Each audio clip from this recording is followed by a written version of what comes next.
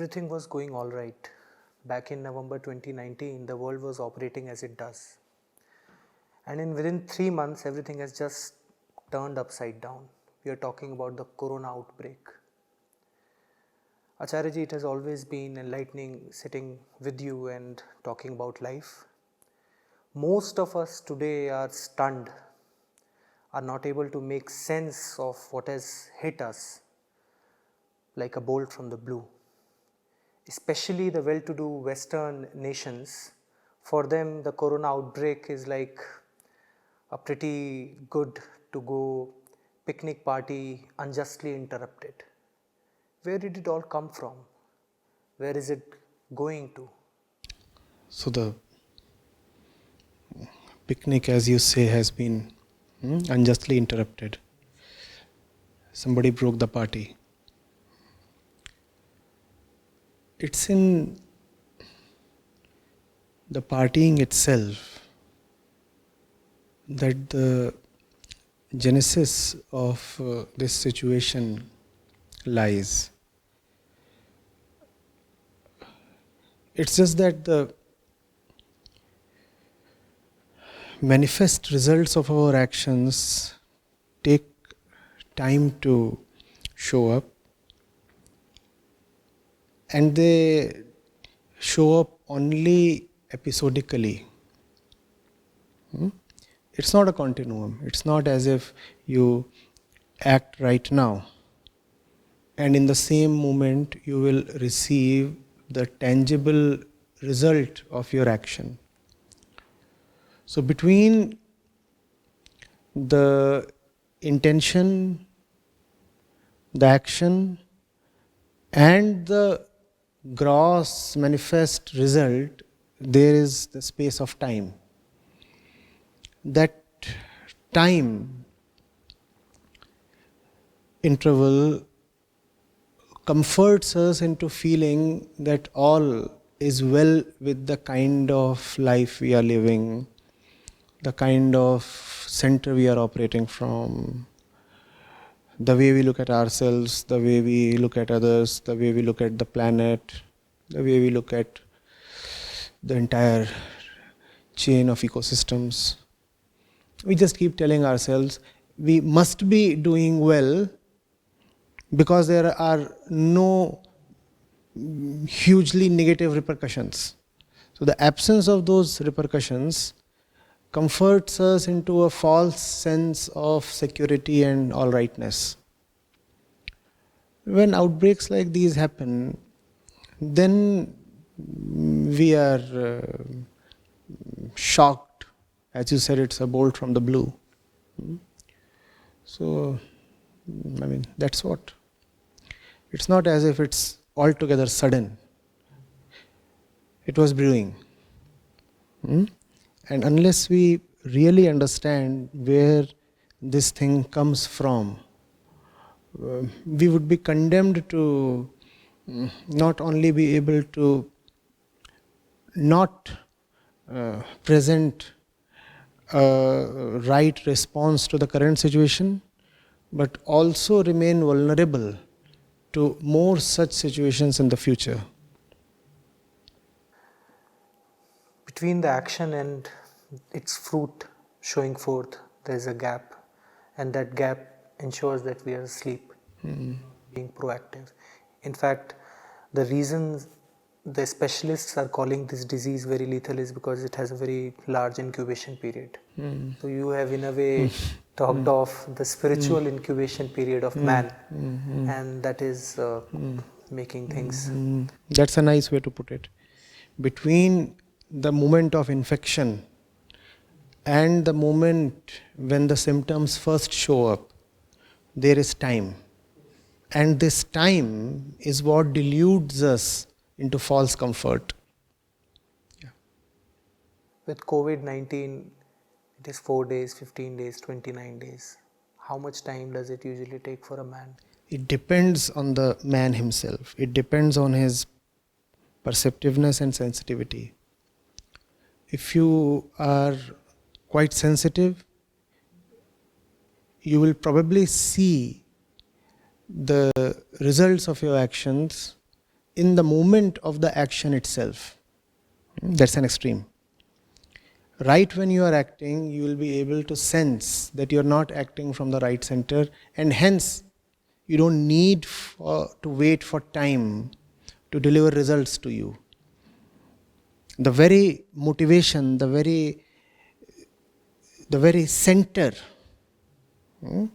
the very intention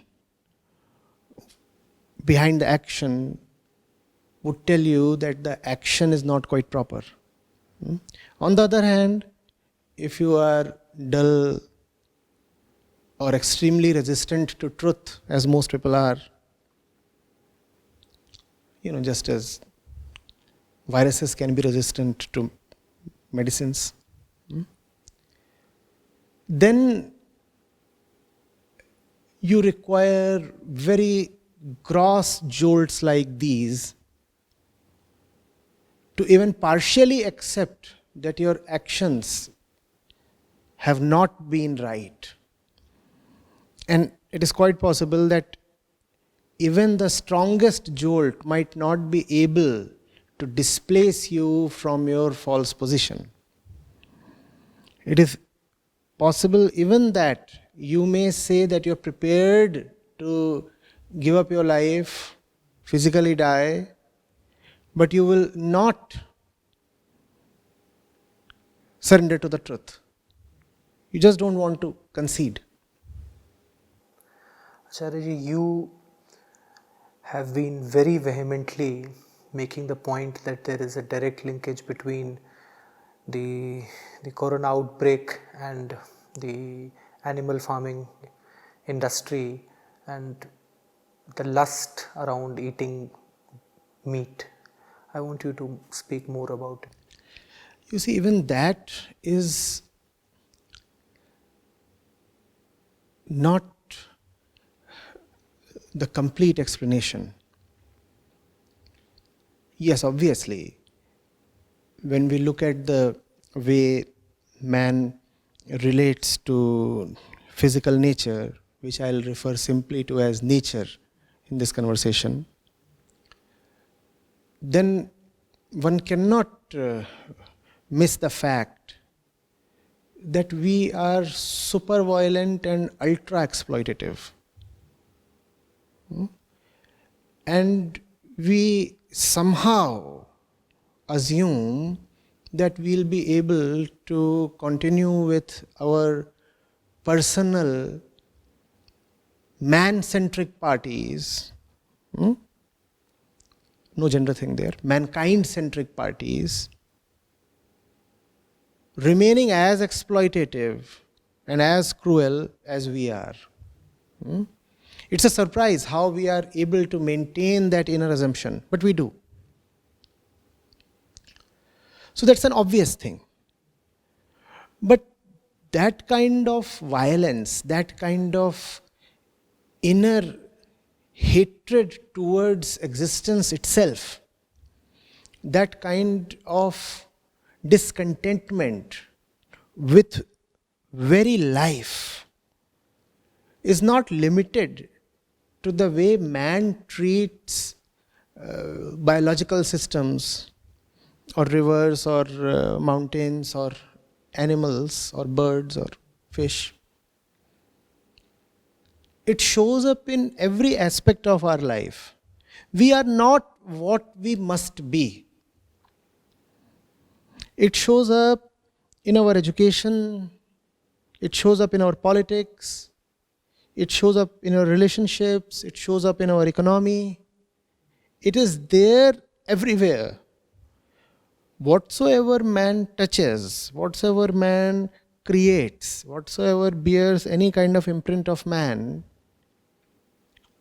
is obviously coming from man's center. When I say center, I mean man's identity.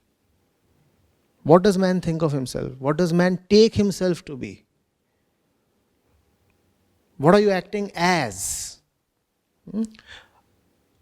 So, because we act from the wrong center, therefore everything that we do is actually messed up. Among all those things that are messed up, is this one thing called man's relationship with flora and fauna, animals, and such things.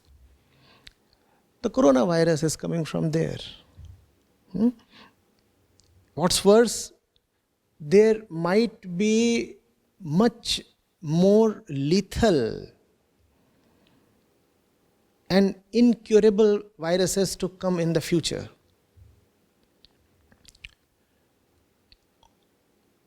We talk of the virus as the problem. In fact, if you go to the social media to get a hang of how we are looking at the whole thing in a cultural way, you often find the virus being depicted as a demon, or a horned monster or something, right? That's how we are trying to portray the virus. But is the virus to be blamed? Did the virus conspire to come and affect and kill humanity? Or did we go and force the virus to come to us? In a lighter vein, even the virus must be in a state of shock right now. The virus was gladly living where it was. Where it must be. In the lap of the jungles. But when we go to the jungle, we destroy the jungle. We want to just eat and consume anything that we can lay our hands on. And so we have forced the virus to come to us. And now it is the nature of the virus to mutate and travel and propagate itself and infect as many as possible. The virus is doing what the virus must. We are not doing what we must. The virus is almost a chemical, you see. It is just a little heap of genetic information. That's all that the virus is. It hardly has any consciousness. In fact, we do not even know whether to call the virus as a living or a non-living thing. So the virus is almost a chemical. Now what we are saying is, oh, the chemical is to be blamed. Is the chemical to be blamed seriously? It's almost like saying carbon is evil. But then who is emitting all the carbon into the atmosphere? We are saying, oh, CO2 is a problem. Has CO2 decided on its own to invade you and maim you? Are you getting it? So because our entire worldview is flawed, because the very philosophy that forms the foundation of our civilization and our existence is flawed, therefore we keep getting such episodic shocks from time to time. It would be a thing of mercy if such things happen only episodically. What I'm afraid of is that this thing may strike humanity in a way from which humanity may never be able to recover. One small little, almost innocuous virus, and you see how the entire world appears paralyzed, everything is in a limbo. What if a stronger strain comes through? We will not take long to meet the fate of the dinosaurs. Are you getting it? And then we'll wonder, why did this happen to us? Well, it was coming. We just didn't see it. We think of ourselves as bigger than nature. Our heroes are people who very fancifully talk of colonizing other planets and this and that. We'll go here, we'll go there. Right now you cannot even go to the grocery. And they are saying we'll go to Mars and we'll settle there and the moon is our next colony. Right now you cannot even walk to the next residential colony in your own city, and you're thinking of having the moon as the next colony. But then the ego does not understand. It cannot. It does not have the power to understand. It can have knowledge. It's like a virus. It can multiply, but it can never be conscious. In a sense, this external virus is very, very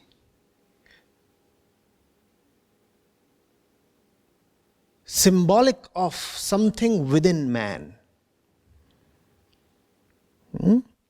Something within man. The tendency to proliferate, the tendency to destroy anyone it touches. Are we talking of the virus or the ego? Both.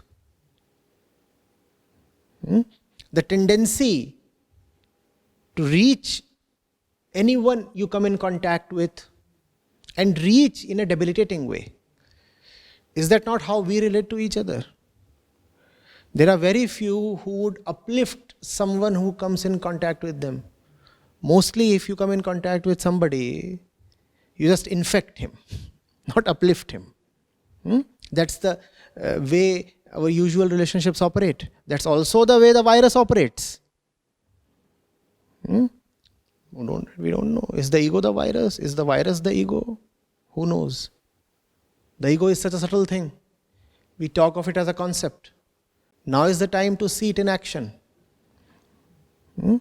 Because you see, we want proofs. After all, we are logical, rational people, or so we believe. We like to pride ourselves on that. So here is the proof. Acharya, I began by telling you and probing you to respond to this narrative where I said that November was one situation, March is another, but you in a way are suggesting that it's been the same all the while. I'm saying it was just the same in November, it's just that it was not visible. Now it has become visible. To a subtle mind, to a mind that is sensitive and can perceive even subtleties, even things that are not visible to the mortal eye, nothing has really changed. You see, when somebody gets diseased in an external way, then you raise a big hue and cry, don't you? When somebody dies physically, then we declare it a calamity. And only when such things happen in a physical and external way do we feel alarmed and sad. But someone who is sensitive has remained alarmed and sad throughout. Because he is seeing inner death happening every day on a mass scale. Because he is seeing the interiors of the entire mankind diseased in a big way all through. He is already seeing that we are diseased, we are neurotic, we are psychotic. But then the mind is a fine thing. Plus, the internal disease may not always be detectable. What's worse, even if it is detectable, it might not be admissible. You may not want to admit to the other that you are actually neurotic, which most people are. I'm not talking of the fringe 5%. I'm talking of the bulk of the world's population. We all are neurotic. So that disease has been there all throughout. It's just that the disease was there inwardly. Now the disease has become external. If you are somebody who values only the body, then you will be alarmed only when the body collapses.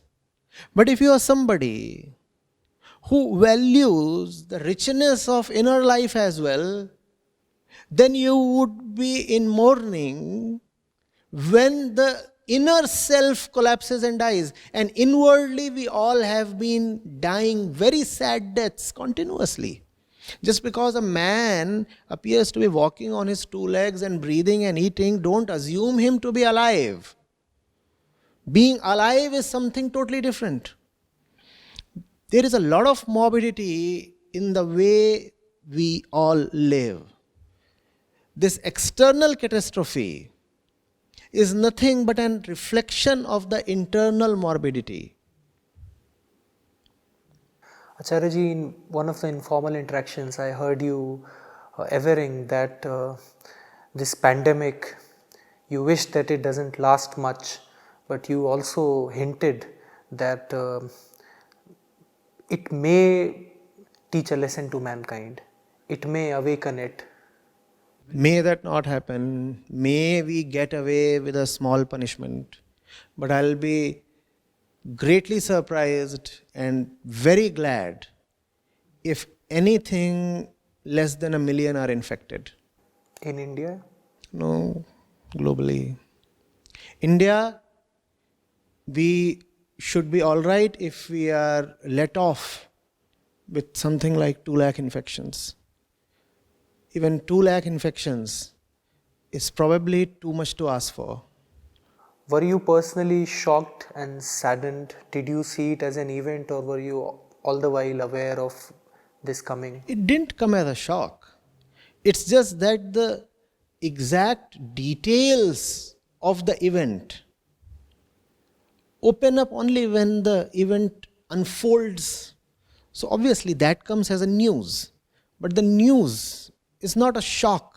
Because you, Acharya ji, spoke of the internal pandemic, the mind Obviously, rotting. internally there has been a pandemic, and I have been continuously using the word pandemic.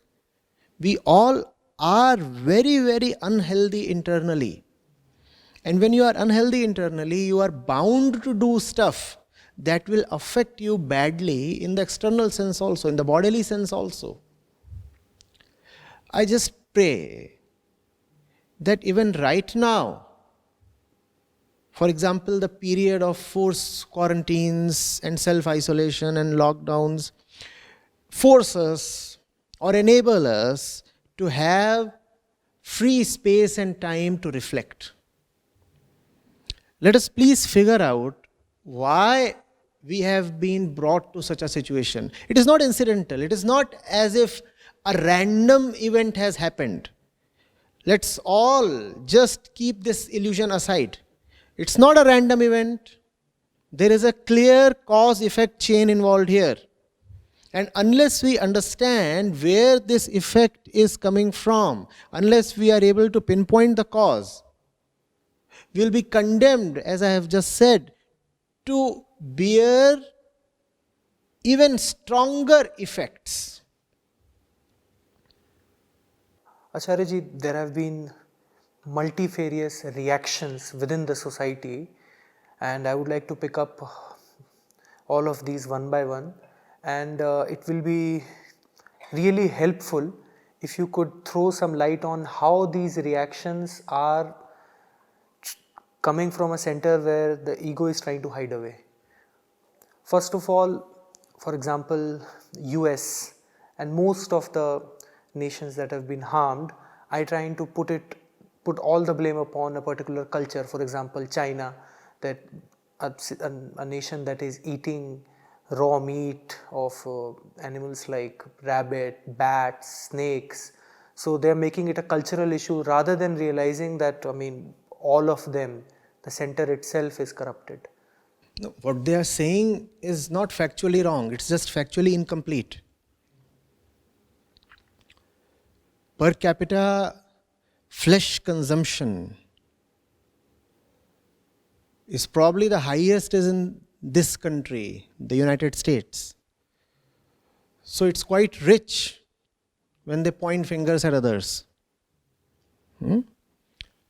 Obviously, it is inhuman to kill an animal to consume its flesh. And that's one of the biggest indicators of our inner depravity. But then who really are the Americans to point fingers at China? Right?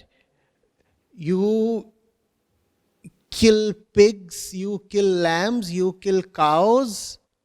What to say of chicken and fish, and then you want to castigate others because they kill dogs and bats and snakes, as if the life of a pig is any less important than that of a dog. Instead of understanding that it's about man's relationship with life itself, with all forms of consciousness itself, you are trying to make it a thing that involves only certain species. What you are saying is, no, dogs should not be eaten. Pigs can be slaughtered. No, how can you consume insects or bats? But killing cows is all right. This kind of stupidity is making me nervous that this epidemic might not be the last one that we are seeing in our lifetimes. And probably their benchmarks were saying that this animal is good to eat, that is not good to eat. Conditioned benchmarks. Very, very conditioned benchmarks. I do not know how anybody in his right sense can approve the killing of one animal over the other. How is it possible to declare one animal as halal and the other as haram? How is it possible to declare one kind of meat as kosher? It is beyond all comprehension. And probably those animals that are less possible, that have least possibility of creating an epidemic are eaten the most. No, it is not that way. It is not that way. There are enough number of reports available, if you would care to research a little, that tell of the insides of the animal agriculture industry. The kind of antibiotics that are being used there and the very quantum of antibiotics that are being used there. Any day, any kind of virus can simply jump to humans. And I'm not even yet beginning to talk of the impact of animal agriculture on the global climate catastrophe. So Acharya, are you saying that the opinion that these epidemics, pandemics and so on, they spread from eating outrageous animals like bats and snakes, is this opinion flawed? You see, the question is, why does one eat animals at all in the first place? What is it that makes you sink your teeth into the flesh of a living being? That's the question. Originally, all animals are wildlife. So when you say, oh, the Chinese and only the Chinese are consuming wildlife, you are kidding yourself. How is a pig not wildlife, please? How is a rooster not wildlife? How is a shark or a dolphin or a tuna not wildlife? How is a bird not wildlife? How is the humble turkey not wildlife?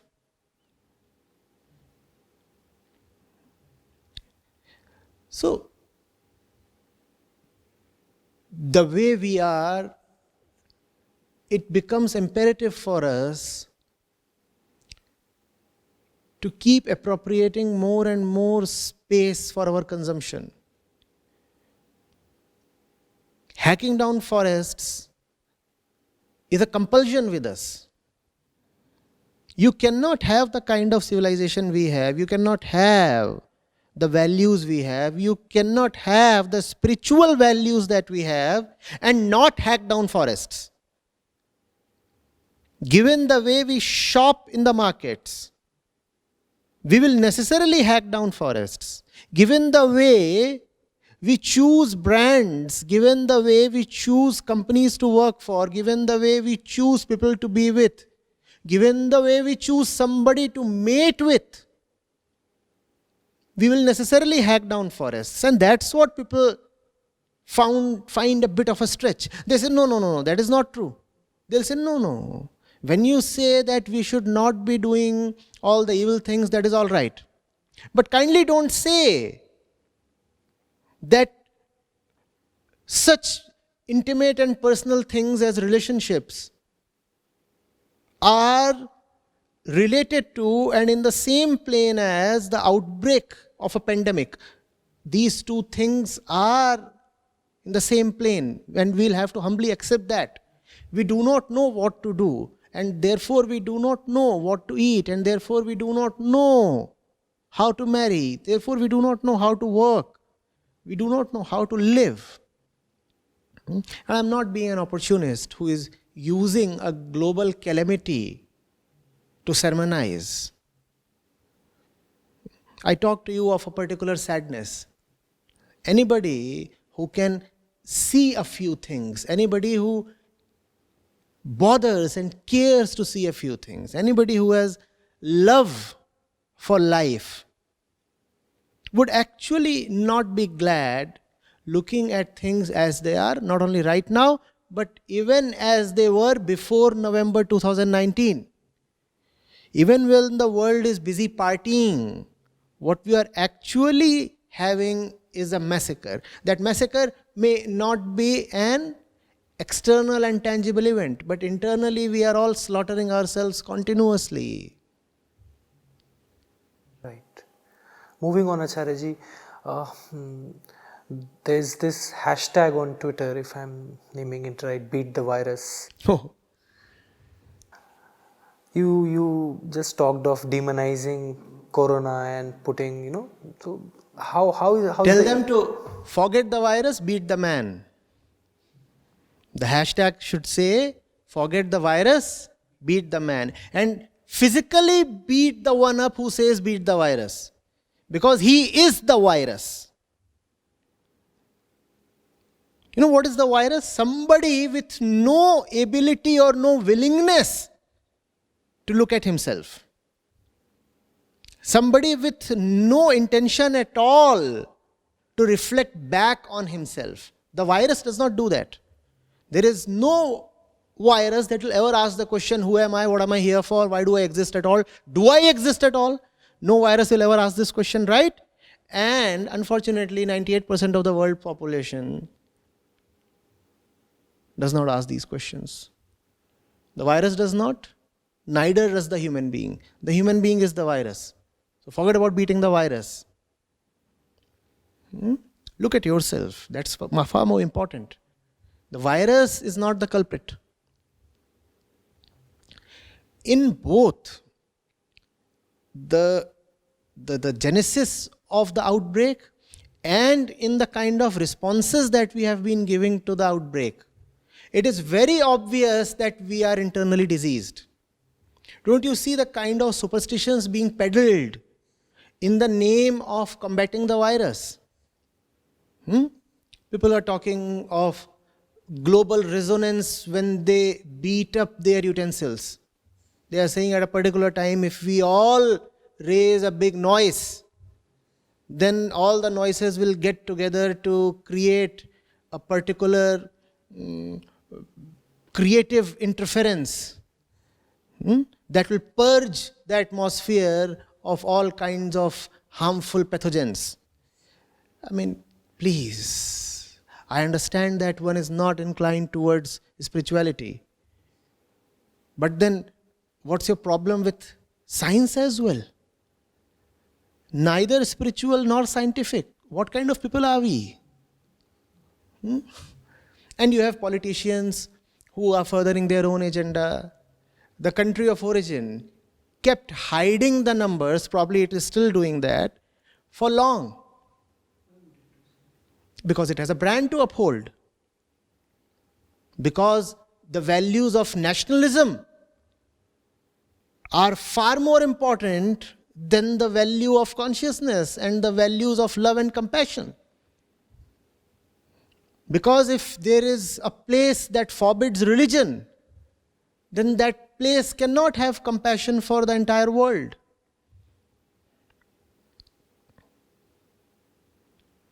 Are you getting it?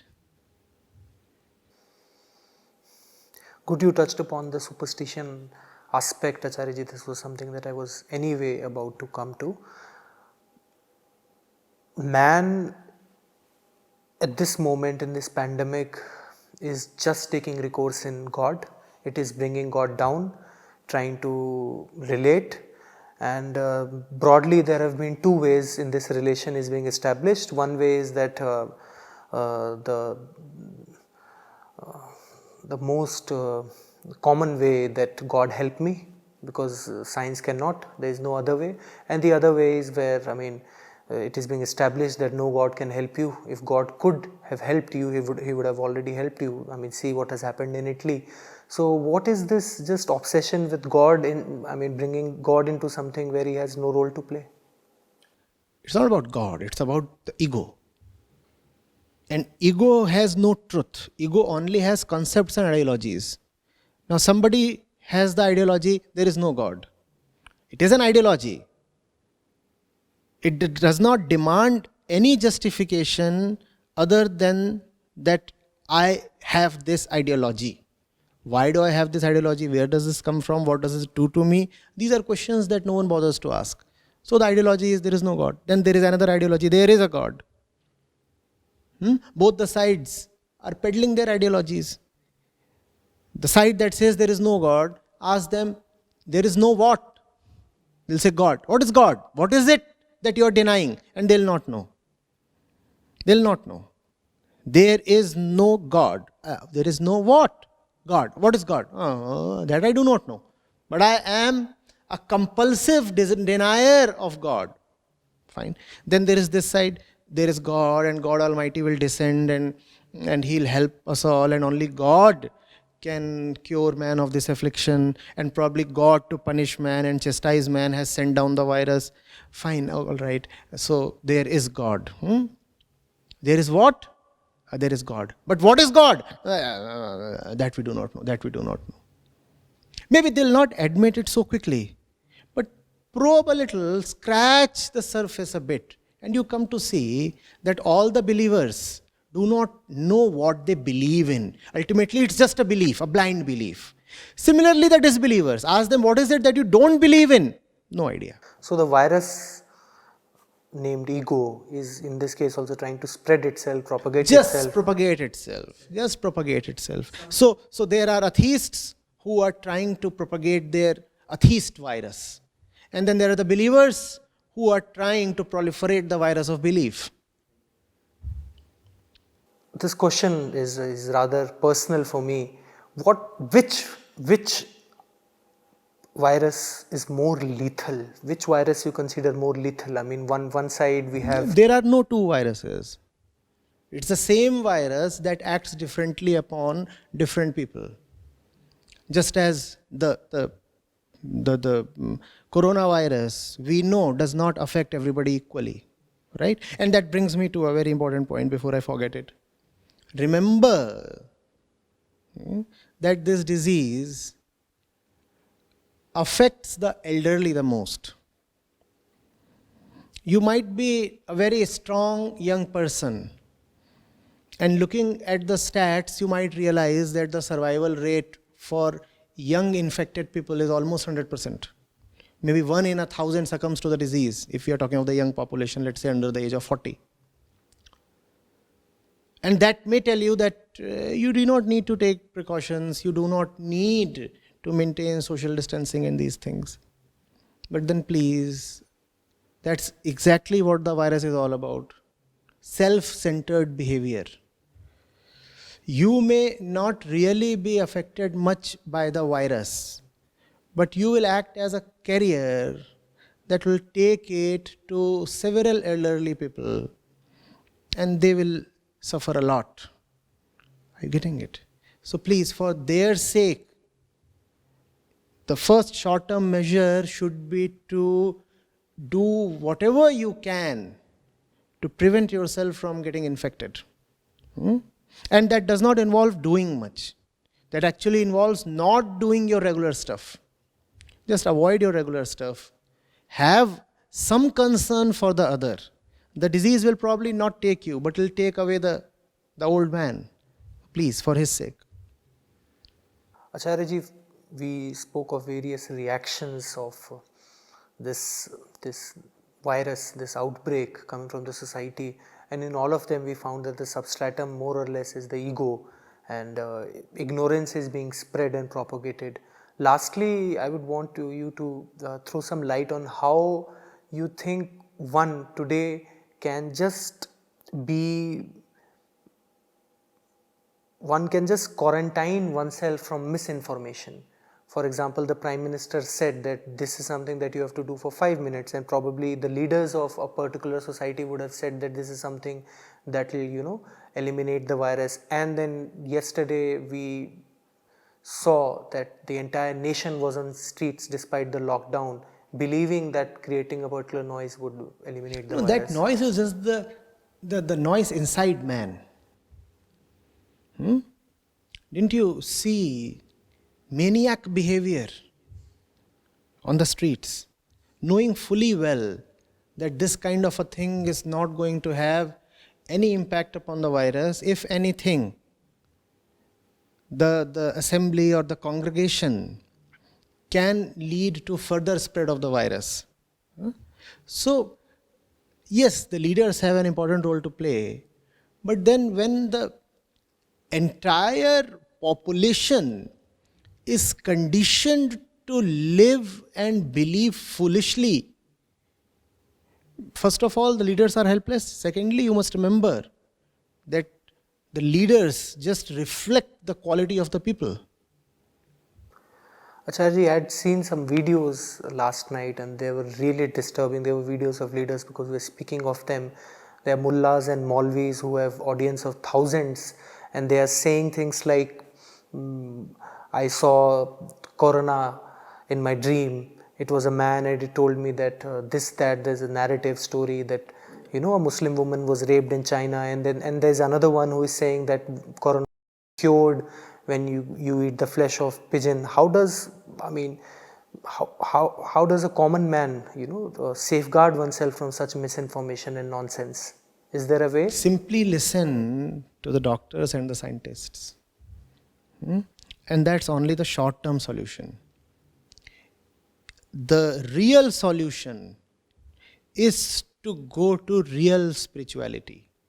Only that is the real solution. But for you to live long enough or to just survive, to implement the real solution, first of all, you need to implement the short-term solution. And the short-term solution is, do not listen to anybody except the doctors, scientists, searchers, the ones who have scientific and technical knowledge. They are the only ones worth listening to. Full stop. And Acharya, the scientists all across the globe have more or less a singular say on it. But people from different religions, leaders from different communities are creating their own stories. They are afraid. Because they have been upholding false religion. And I'm not talking of any one particular religion with a particular name. I'm talking of the multitude of religions themselves. Be it any religion carrying any name. Real religiosity is missing. That real religiosity I call as spirituality. That is totally missing. So, when the moment of test arrives, then the false one obviously shivers and shakes in insecurity. And then they come up with all kinds of nonsensical, even malicious propaganda. Somebody would say that if you slaughter a pigeon and eat its flesh, then you can be cured of coronavirus. Somebody will say that you can go and perform a pilgrimage here or there. And such voices are coming from all kinds of places. This true religiosity, the last point of this interaction, Acharya, this true religiosity is nowhere to be seen. Perhaps it is that which is silent. There is no reaction coming from it. this true religiosity is being really attacked by the liberals today, using the reaction that is coming from the false religiosity, false, the leaders who are representing the false It's religion. a very strange situation, you see. On one side are the ones who are upholding false religion in the name of religion, and then on the other side are the ones who are attacking religiosity itself in the name of attacking false religion. So what we right now have is the worst of both worlds. On one hand, we have the priests and the dharmic gurus and the mullahs who are all talking nonsense in the name of religion. In fact, who are talking stuff that even their own scriptures would never approve of. And the gullible masses, they are being conditioned and influenced in a very bad way, and very, very foolish thing is being peddled as religion. Stuff that has nothing to do with religion at all. Stuff that religion would actually abhor and laugh at is being branded as religion. That is one side. Then there is the other side that is equally poisonous, the liberal side. And they are saying that religiosity itself is a problem. They do not see any distinction between true religion and false religion. They are saying all religion is false, there is nothing called true religion. So they are attacking spirituality itself. They are saying there is just the material, there is nothing called the spirit. And by the spirit I mean the transcendental. By spirit I mean the subtle aspects of life. They are denying all those things. They are saying man is just flesh and bones. There is nothing really called consciousness. And even if there is something called consciousness, the consciousness too is purely material or social or conditioned. They are just not prepared to see and accept that there is stuff beyond the limitations and the mechanizations of the physical universe. That the human body is not merely material. And had the human body being merely material, then we would have not longed for things like contentment, like peace, like joy, like love. These are not material things. And it's such an obvious thing to see. But then if the liberals want to act blind, even in full sight of the facts, then what does one do? They too have their own egoistic compulsions. Acharya ji, like Krishna had to show his real self to Arjun, his mighty self, for him to understand who he really is. Should true religiosity not come forth and show itself to both the parties? It is showing itself forth. It's not as if it is hiding somewhere in a cave. Right? Everything that happens is nothing but an opportunity for true religiosity to shine forth. Right? And remember that true religiosity is not man-centric. And therefore true religiosity really has no great interest in conserving or protecting man as a species. You live, fine, and if due to your own follies you perish, fine. Right? True religiosity lies in understanding that you have the capacity to know, to realize, to understand, to act beyond your chemical tendencies, to not to be a slave to your hormones, your glands, your primitive conditioning. That's what true religiosity is. Thank you, Acharyaji. In this short interaction, we really discussed those aspects of this outbreak that really need to be uncovered. They need to reach the masses. You explained how it's not an event, it has always been in queue, and this ego itself is the virus that we need to get rid of. You touched upon all the reactions that are coming from the society in general, and you established that how all these reactions are just ego trying to propagate itself, and we hope that we really come out of this very soon. Thank you. Thank you, Acharya.